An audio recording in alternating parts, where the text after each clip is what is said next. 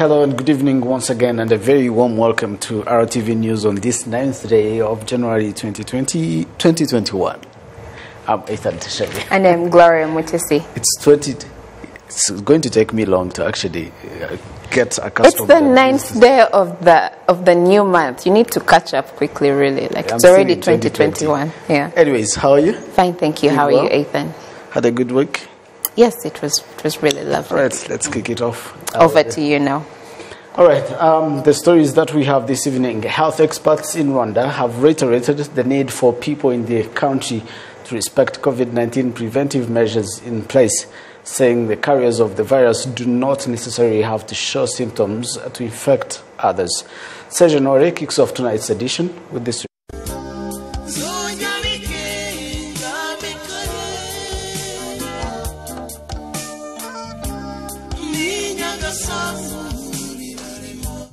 Founded before the 1970s, the marketplace at Nyagasambu has existed for decades and endured many things, the latest being the COVID-19 pandemic, and here too both vendors and customers are expected to respect preventive measures. We have no choice but to implement the measures, what with so many new infections every day. Closing at 6 p.m. was particularly hard to accept, because that is when many of our clients were coming to buy things after leaving work and on their way home. However, just as a sick person must take bitter medicine to get well again, this must be done. We know it is important and have taken the necessary precautions. With Rwanda struggling against an ever-growing tide of new infections and places like the UK and South Africa now fighting a new and faster spreading strain of COVID-19, health experts are pointing out that such behavior can be expected of viruses. Most, if not all, viruses alter their state because they are made up of DNA strands that can help them become stronger, remain as they were, or become weaker. As infection rates increase, so do fatalities. But how does the body lose its fight against COVID?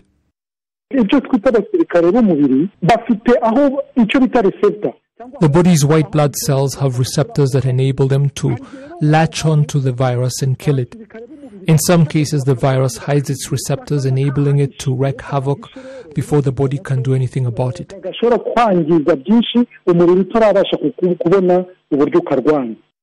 The surge in coronavirus cases in Rwanda has therefore worried everybody. The rising number of infections has us all worried, especially us market vendors who come into contact with many people daily, because we are at risk if we do not protect ourselves. We could then unknowingly infect our loved ones at home. With its capabilities to alter its state, the need to mitigate as much as possible its spread from one person to another becomes all the more important. It could be transferred from one person who had no obvious symptoms only to viciously attack its next host body. It does not matter if it alters its state or not. Something as dangerous as this, with the power to kill, must be fought against using preventive measures. People must change their attitude towards this scourge and protect themselves while protecting others at the same time. Since it first arrived in Rwanda, COVID-19 has infected more than 9,000 people and killed more than 100. Gloria, do you think this new surge in COVID-19 has been as a result of people just being reluctant, or probably we just don't see the symptoms? Well, scientifically, yes, it's possible that I can be asymptomatic, but I spread it to you and you will show the symptoms. So I guess people should just not think about anything else, but just respect the measures. Wear your face mask, because you just never know. You never know. Yeah. If you want to play your part in controlling this, wear your face mask, wash your hands as many times as you can. Absolutely. In other news, residents in Nyagatare district that live near the borders have said that they are ready to give information about their fellows and relatives that illegally cross the border, especially during this COVID-19 pandemic. The residents say they will report these cases to fight the spread of the coronavirus pandemic. Ghislaine Mugwaneza reports.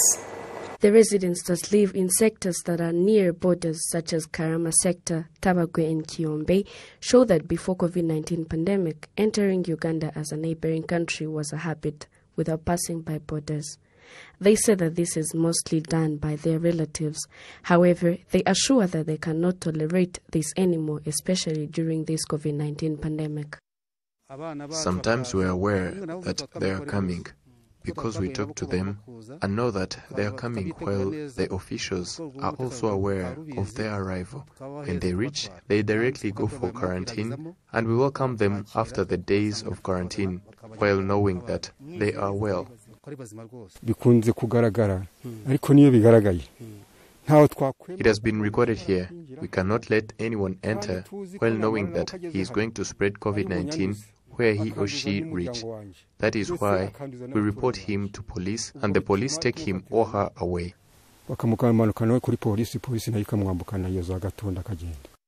Nyagatare residents also say that the habit of crossing border illegally has decreased because of the residents' collaboration. Eastern Province Governor Fred Mufurike appreciates the participations from residents that give information needed, which will help in fighting the spread of COVID-19.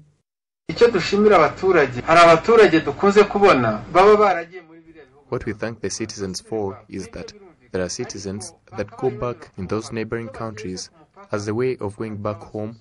That is okay, but they would rather pass by the border, because when they reach the border, we test them. There are those that want to illegally enter the country. I want to first thank the citizens because of how they give information when they see such cases happening. There are even those that tell us when their relatives have already reached their homes, and that is when we take them for isolation and test them, and after knowing that they have no problem, we return them to their families. Another thing is that we always see the increase in COVID-19 recorded cases. Let me take this time to tell the citizens that when you welcome a Rwandan from a neighboring country, you are putting your life in danger as well as your family. What you do when that person reaches, you tell him or her that they should pass in legal ways and report him to the security organs to be followed so that it won't be a problem.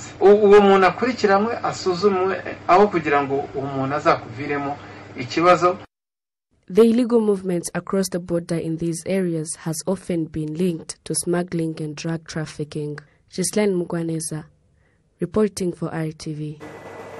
Thank you, Jen, for that report. Moving on, health experts say that while COVID-19 drugs are not yet available, vaccines that protect a large number of our world's population will help them survive and maintain a normal life. We have this report. More than a year ago, the COVID-19 pandemic struck the world, originating from China, and it has no drug yet.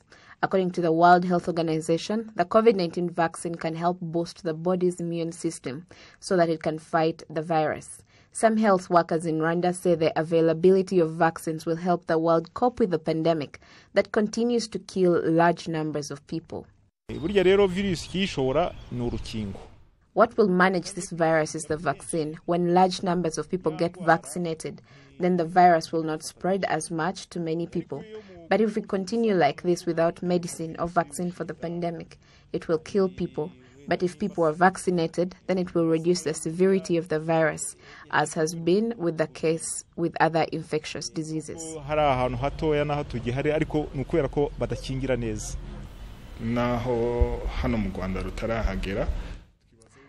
Although the COVID-19 vaccine has not yet reached Rwanda, we hope that it will help greatly in reducing the number of infections that are currently occurring, according to figures from the Ministry of Health, and that it will help reduce the number of deaths from the pandemic.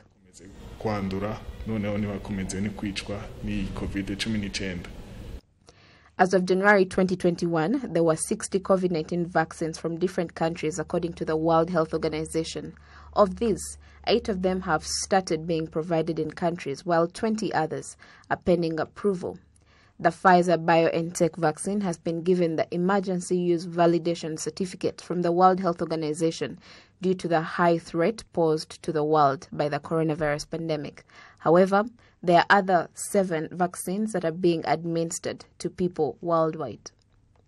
Health experts say vaccines that are currently being given to people are in 2 categories, one being that which enables the body have the ability to fight off the virus when it becomes infected, and the other is made up of the COVID-19 virus DNA.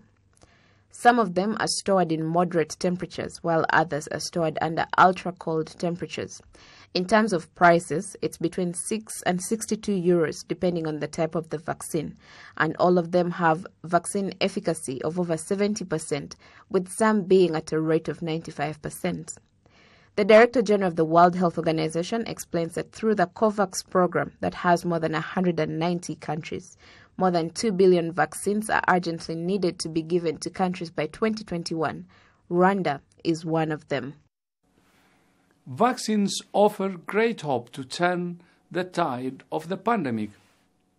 But to protect the world, we must ensure that all people at risk everywhere, not just in countries who can afford vaccines, are immunized. To do this, COVAX needs just over $4 billion urgently to buy vaccines for low and lower middle-income countries. This is the challenge we must rise to in the new year. The Minister of State in the Ministry of Health in charge of primary health care, Dr. Munga Tarsis, says that while the vaccine is expected to reach Rwanda, everyone should continue to abide by the precautionary measures.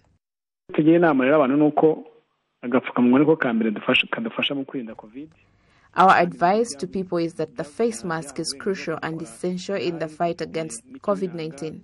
We have authorized institutions to manufacture the face masks, and others are sold in pharmacies. People should use them while in public, and while wearing it, you should not touch it, considering you might have touched surfaces with the virus and then transfer it to the face mask.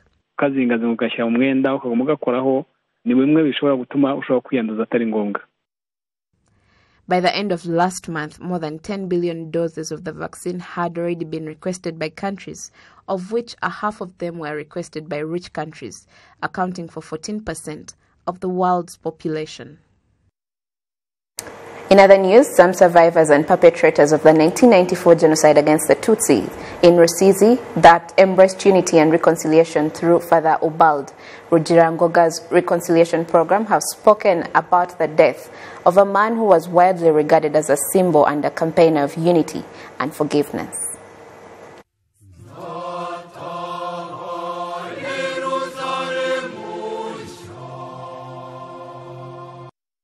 To the world, he was known as Father Ubald Rugirangoga, but to Rwandans, and specifically to those who attended Mushaka Parish in western Rwanda, where he spent 11 years of his religious service, they referred to him as Padri Ubald, a man who preached and practiced forgiveness in equal measure, but also a gifted clergyman. It is difficult to those that knew the celebrated Catholic priest and genocide survivor who prayed for the sick to heal in Rwanda and across the world that he is no more.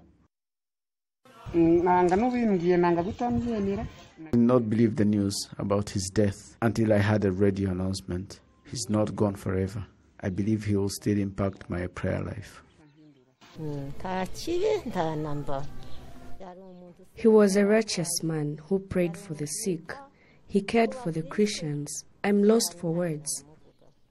Father Ubald lost his mother and many relatives during the genocide against the Tutsi. His father had long been killed in the 1963 massacre when Father Ubald was just 7 years old. Sinzabakwira Stratton is a resident of Nyamasheke in Karengera sector who played a role in the killing of some of Ubald's family members, but all his crimes were forgiven and the two reconciled. Despite all that, the deceased Father Ubald helped the children of the man who killed his family members to go to school. It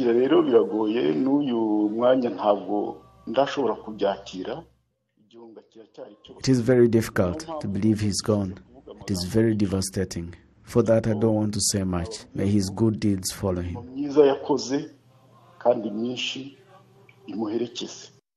Father Ubald dies 11 years after establishing a reconciliation and forgiveness program at Mushaka Parish. Through his Center for Secret of Peace, Father Ubald challenged genocide perpetrators to come forth, confess their role in the 1994 genocide against the Tutsi, and ask for forgiveness, believing that that was the only way to lasting peace and reconciliation in Rwanda. It is through Father Ubald's initiative that Nikuze Nicholas faced the family of genocide victims he killed and asked for forgiveness, while Mukambaiha Anne-Marie says she overcame the anger to forgive those that killed her family members.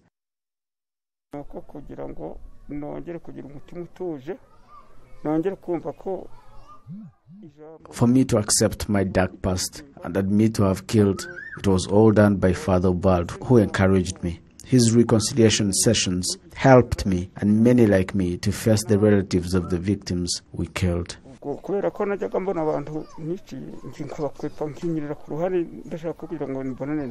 Avuga ibintu byinshi, avuga ingero nyinshi ku bantu bacitse ku icuma bibanda habanzaho. He said a lot. He challenged genocide survivors to forgive because they had been spared for the purpose to manifest God's goodness. He urged survivors to forgive such that they can overcome anger, hatred, and grudge. All that he said brought trauma, and I shared everything to him. My heart was full of rage at the sight of the Hutu that played a role in the genocide. He asked me how I survived, and I told him that a Hutu hid me. He made me realize that all did not play part in the genocide. That is how I embraced forgiveness.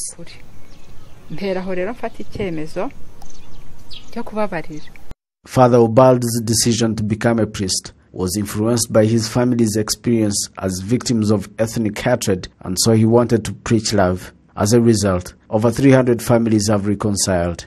Genocide perpetrators have sought forgiveness, and survivors have forgiven their tormentors. In 2015, Father Ubald was rewarded as a Protector of Friendship Pact, Umulinzi w'Igihango, by Unity Club in Rumuri, founded by the First Lady of Rwanda, Jeannette Kagame. Ubald was awarded for his role in promoting unity and reconciliation. Following his death, many people are wondering about the future of his noble campaign that seeks to promote unity and reconciliation and heal the wounds of the 1994 genocide against the Tutsi. However, Rwabugiri Simeon, the priest of Mushaka Parish, says they intend to carry on with the good work started by Father Ubald. This initiative will never stop. It is too big and good to ever stop. Perpetrators and survivors are working hand in hand to extend what they have experienced to other communities. To many that have met Father Ubald through his lifetime, or at least those that attended his healing and reconciliation sessions, he will forever remain in their hearts. I spent a night here in a vigil in commemoration of our guardian. He performed miracles in this place. People got healed. I can say a lot of what he did in this place. Father Ubald traveled to the United States in March 2020, where he was invited to lead a mass and pray for the sick, but he could not come back in April as planned because of COVID-19 preventive measures restricting air travel. He later contracted COVID-19 pandemic, and on the morning of Friday, January 8th, he breathed his last as a result of complications from COVID-19 at the University of Utah Hospital in the United States of America. Tough there, a true symbol of unity and forgiveness. May his soul rest in peace and may his legacy live on forever. Moving on. The Rwanda Meteorology Agency has reassured people living in Kigali that normal rainfalls will continue for the next 15 days of January, hence urging people to not worry about any possible resultant disasters like flash floods. This follows heavy storms that hit Kigali at the end of this week, raising fears of what could be ahead. However, the weatherman urges people living in high-risk zones likely to experience landslides such as slopey and wetlands to evacuate, as weather forecasts could change at any time. Tabagwe School in Nyagatare district of the Eastern Province have been renovated and expanded with more classrooms, and parents and students alike believe that this will help in the quality of education at the school. It was renovated and expanded last year and now has 1,241 students in its primary and secondary sections, 232 of those students in its 300-person capacity boarding facilities. President Paul Kagame inaugurated the school in July, but like all other schools, it had to wait for students to return before it could really become useful again. A lot has obviously changed. Good improvements when it comes to our studies. We used to have to make long journeys going home every day, and now we use that time to study here in the boarding section. Parents are also expecting good things from the new and upgraded facilities. We expect good results because even the number of students a teacher must cater to at a time has reduced, allowing for each child to be given more attention. There is no overcrowding in classrooms, and the kids as well as teachers have all the necessary scholastic materials. The school now has a library, labs and smart classroom. All labs were renovated and fully equipped, unlike before when lab equipment was in short supply. We now have a library with more than enough books in it. We are confident about the quality of education now offered because the school is adequately stocked. We were given a smart classroom and the teachers and students all use it, and all lessons incorporate the use of technology. We must now focus on better results moving forward, and the staff and students are committed to making it happen with good marks from the students. District authorities point out that upgrading and expanding the school was necessary. Our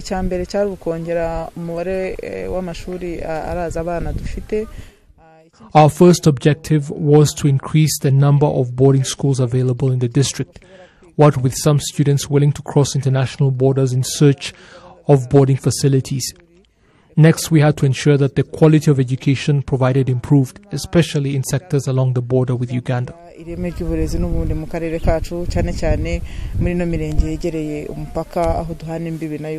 The school has, however, been noted to use vast amounts of water, especially now with efforts to fight the spread of COVID-19 in full gear, as well as electricity due to all the equipment it now has, and administrators have expressed concerns over the bills it must now pay. On behalf of the entire news production team, thanks for your company tonight. The plan is still the same, and that's to fight against the spread of the coronavirus pandemic. I'll do my part. Ethan? I will definitely do my part. By wearing your face mask diligently and keeping your social distancing and washing your hands all the time. On behalf of the entire news production team, many thanks for your company indeed. Until next time, bye for now. I'm Ethan Tashadia. And I'm Gloria Mutesi. Have a lovely weekend and enjoy the rest of the programming.